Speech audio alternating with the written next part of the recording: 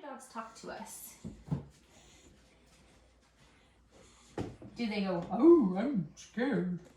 No, they lick their lips and use body language. They do. They use body language. You're right. And so when we look at dogs, we can know how they feel sometimes by paying attention to their body language. So we need to know what that body language means. Now, if you look at the dog in your picture, if you were that dog, what would you look like? Whoa! And so that's not comfortable? Well, when we talk about dogs, we want to pay attention to their ears, eyes, tail, and muzzle. And we're going to gather the clues of what each one of those things look like and they're doing to kind of figure out, to solve the puzzle of how that dog is feeling or what they're saying. So when we look at your picture with the dog, I have the same one too. Let's look at his ears. If you look at this guy's ears, what do you see? Ears are back. His ears are back. They're a little bit down and back. And what about his eyes? Whale eyes. Whale eyes, what does that mean? Not really comfortable. And what do you see? It's called whale eye, but what do we see? You see the white in their eye. Yeah. And when he shows the whites of his eye, is he looking right at something? Or is he looking away? Or looking away. He's looking away. Do we sometimes call that the stink eye? Like if I'm going to watch you, yeah, and I'll give you the stink eye because I don't want to take my eye off you. So what else? We've got ears, eyes. What's another one we need to look at? Another part? Muzzle. Muzzle. So what's a muzzle on a dog? Mouth. Mouth. So let's take a look at this guy's mouth. What do you see from his mouth? Mouth is kind of open. Slight lip look. Oh, his mouth is open, but just a little bit. And you said he has a slight lip lick. And you know what? You're right. I did not see that. I just thought his mouth was closed. But you're right. His mouth is it is open just a little bit for his tongue to flick out.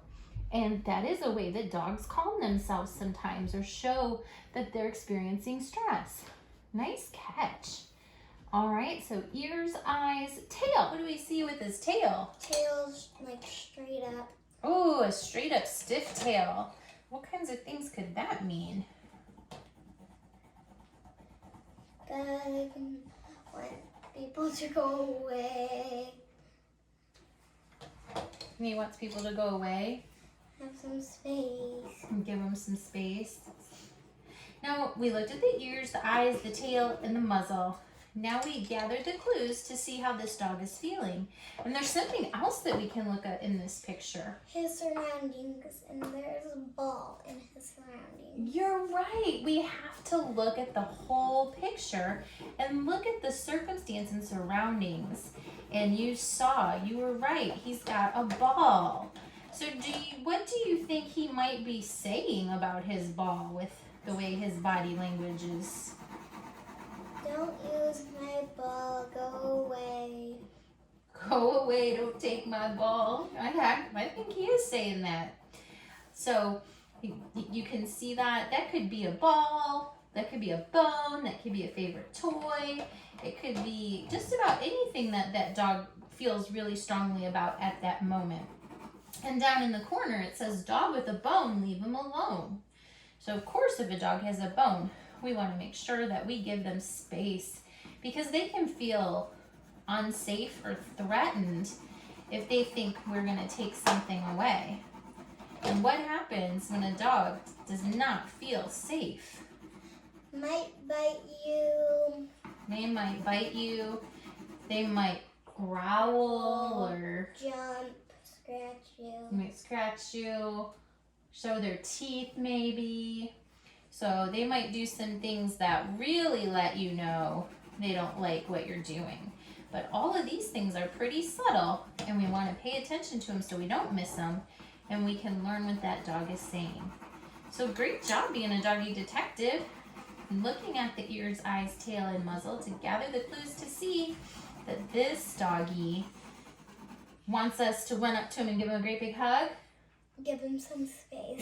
Oh, this doggy wants us to give him some space. Very good. Ears, eyes, tail, muzzle. Gather the clues to solve the puzzle.